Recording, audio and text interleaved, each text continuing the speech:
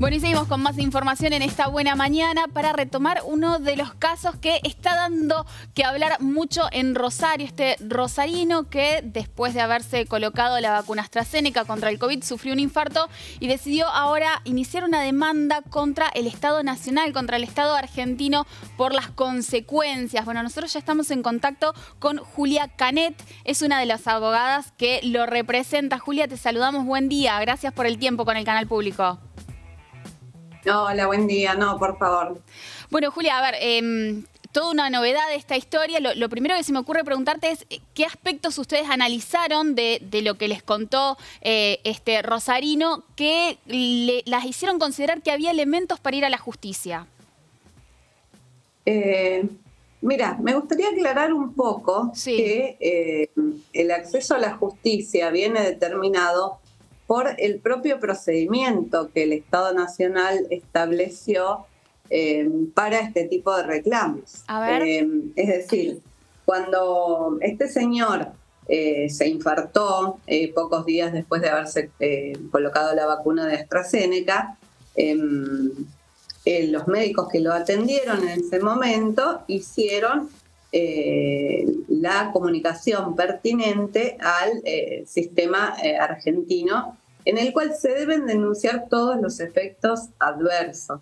Esto quiere decir, no es necesario que el médico considere que el evento necesariamente fue provocado por la vacunación, pero habiendo habido una inoculación de una sustancia, máxime en este caso que era una sustancia aprobada de emergencia, que todavía no tenía, digamos, por cuestiones de lógica pura y por el tiempo que hacía que se estaba experimentando con estas vacunas, no tenía los parámetros de seguridad y eficacia que uno pudiera esperar de una vacuna de las, por así decirlo, tradicionales, que están probadas durante mucho tiempo. Claro. Entonces, el propio Poder Ejecutivo estableció una manera de reclamar una reparación, se creó un fondo específico para eso y se estableció un procedimiento para reclamar una reparación por los daños que pudieran provocar estos efectos adversos.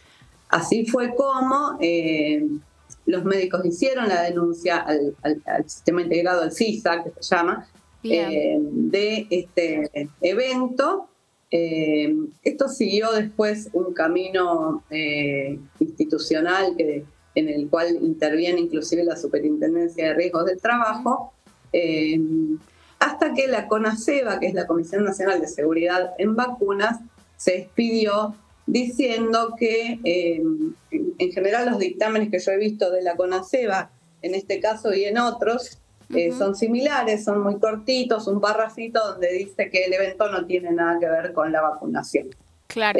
Julia, perdón. Ese dictamen, sí. No, te interrumpo así. Quería llegar al tema, perdóname, de por qué estamos en la justicia. Bien. Ese dictamen es apelable ante la Cámara Federal de Apelaciones de la jurisdicción que corresponda, en este caso de Rosario. Ah, bien, bien. No, bueno, esto me parece importante. Digo, había ya establecido entonces un protocolo que podían seguir los médicos cuando detectaban un caso de posibles efectos secundarios de la vacuna. Y hay otros casos como este. En realidad hay un protocolo establecido de toda la vida del procedimiento a seguir cuando uno detecta posibles efectos adversos secundarios de cualquier medicación. Claro. En este caso particular, la ley que declaró de interés público la adquisición de vacunas para inmunizar contra el COVID-19, autorizó al gobierno argentino, al Poder Ejecutivo, a hacer dos cosas.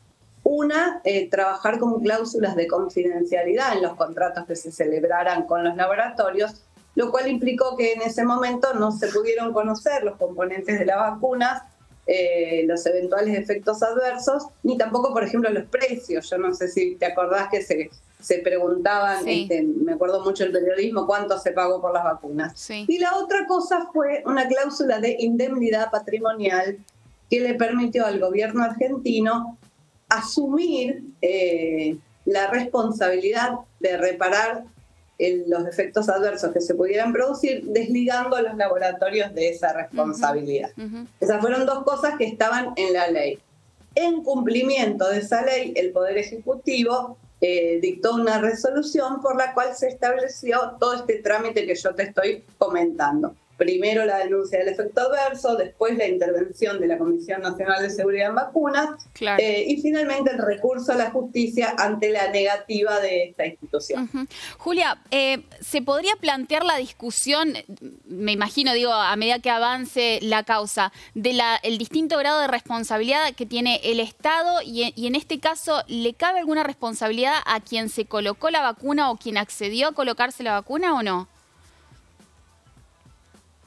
Mira, yo creo que en el contexto de lo que sucedió, no creo que haya un planteo así por parte del Estado, porque si vos recordás, la campaña de vacunación fue bien, digamos, abarcativa. Sí. Inclusive había como una apelación a la ética o a la moral de las personas, como que quien resolvía no vacunarse que era un sistema solidario, claro. Perjudicaba a los demás, era poco solidario, mataba a los ancianos y además mucha exigencia en ámbitos laborales, en ámbitos universitarios, en organismos públicos, para viajar, etcétera, donde se exigía haberse puesto la vacuna. A mí me parece, yo, bueno, creo haberlo dicho en aquel momento también, que debió haberse pedido el consentimiento informado de las personas. Uno de los derechos esenciales del paciente es acceder a la información sanitaria y brindar un consentimiento informado para una práctica médica de carácter invasivo que puede tener consecuencias que uno desconoce. Esto lo hemos hablado mucho en el terreno de la bioética. A mí particularmente, y esto es una opinión personal, me parece que en periodos de crisis los resguardos bioéticos en lo que tiene que ver con investigación con seres humanos y en lo que tiene que ver con medicamentos deben ser mayores y no menores, ¿no? La tercera causa de muerte en Estados Unidos es la utilización de medicamentos en las dosis y de acuerdo a las indicaciones de los médicos tratantes. Es decir, que el problema de los medicamentos en general, y no lo circunscribo a la vacunación contra el COVID, es un problema grave en el mundo y por lo menos creo que es de desear que todas las personas estén informadas de lo que eventualmente podría sucederles si se vacunan, si no se vacunan, si usan el medicamento o si no lo usan, y que cada uno pueda decidir. Bueno, es interesantísimo el debate y súper complejo. Me imagino que la discusión que se viene va a ser muy intensa. Julia, ¿este caso puede sentar un precedente? ¿Puede abrir la litigiosidad de una manera desconocida respecto de lo que sucedió en la pandemia? La verdad no lo sé. Sí me consta que hay muchas otras personas afectadas o que creen, digamos, porque hasta que esto no se pueda determinar fehacientemente, por lo menos sí sé que hay personas que creen estar afectadas por los efectos de la vacunación porque han sufrido en periodo temporal muy cercano a la inoculación de la vacuna eventos de salud graves como infartos, como ACV, como gente con síndrome de Guillain-Barré y demás. Y ahora creo que todo este revuelo, digamos, de que se está hablando mucho de este tema, tiene que ver con el hecho de que hay un precedente importante en el Reino Unido, donde en una demanda colectiva que se le sigue justamente a AstraZeneca por efectos adversos de la vacunación, el laboratorio reconoció en el juicio que efectivamente esta vacuna provoca como efecto adverso lo que se llama trombosis con trombocitopenia, que es una bajada de plaqueta y la formación de coágulos. Quizá eso lo puede explicar mejor un médico. Como en otros casos, otras vacunas han tenido mayor incidencia de miocarditis o de pericarditis. En el caso de AstraZeneca ha sido esto, formación de coágulos que eventualmente, por ejemplo, a este cliente mío le provocó un infarto, o se presume que le provocó un infarto, en otros casos una ACV, en otros casos una trombosis venosa en las piernas. Esto es lo que ellos han reconocido. Después habrá que determinar, el laboratorio por supuesto dice eventos adversos en casos raros. Primero decía que no eran provocados por la vacuna, ahora reconoció que sí, dijo que los casos eran raros y retiró la vacuna del mercado. Creo que todo esto que se está dando un poco a conocer tiene que ver con esa con ese precedente. Veremos lo que pasa en la Argentina. No sabemos si los casos son tan raros como el laboratorio sostiene o más frecuentes de lo que ellos aseguran. Eso creo que se va a conocer con el tiempo. Exacto. Julia.